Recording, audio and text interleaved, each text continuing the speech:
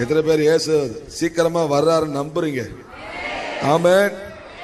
அநியாயம் செய்கிறவன் இன்னும், அசுத்தமா இருக்கிறவன் இன்னும், நீதி உள்ளவன் இன்னும், பரிசுத்தம் உள்ளவன் இன்னும். இதுதான் நமக்கு தேவை. ஆமென். ஹல்லேலூயா. ஏன் தெரியுமா இப்படி சொல்லப்பட்டிருக்குது? இதோ இயேசு சீக்கிரமாய் வருகிறார். வருகிறேன் என்று சொன்ன இதோ வேகமாய் வரப்போகிறார். அந்த நாளுக்காக தான் தேவன் சபையை ஆயத்தப்படுத்தி கொண்டிருக்கிறார். அதற்காக வெளியேற்றப்பட்ட பந்தியை கர்த்தர் நமக்கு வைத்திருக்கிறார். ஹல்லேலூயா, ஹல்லேலூயா. ஒரு நாள் கேட்க போகுது உலக அதிசயத்தை, யார் இந்த வெண்கூட்டம்?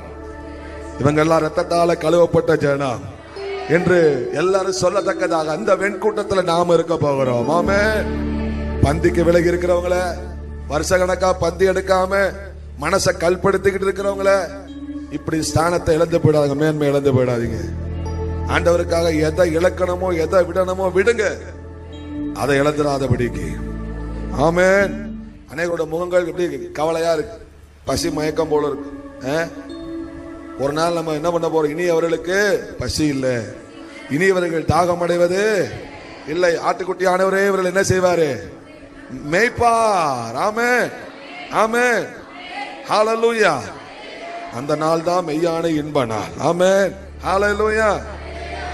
வாஞ்சையெல்லாம் முழு சபையாய் ஒரு சமூகத்துக்கு போகணும், யாரும் கைவிடப்படக்கூடாது. ஞானசானவங்க கூட உபதேசம் கொடுக்கும் போது கைவிடப்பட்ட நிலையை குறித்து அவருக்கு நான் சில காரியங்களை காமிச்சு கொடுத்தேன். ஒரு அம்மா கண்ணீரோடு அந்த உபதேசத்தை கேட்டு கொண்டிருந்தாங்க. தேவஜனமே, கர்த்தருடைய வசனம் வல்லமை உள்ளது. சத்தியத்தை அறிவீர்கள், சத்தியம் உங்களை என்ன செய்யும்? விடுதலையாக்கும். சத்தியத்திற்கு செவிகளை விளக்காதீங்க. தேவன் தாமே அந்த மகிமையின் நாள்ல நம்ம என்ன செய்யணும்? தம்மோடு கூட அழைத்து கொண்டு போகணும். இதோ வேகமா இயேசு வருகிறார். அல்லேலூயா.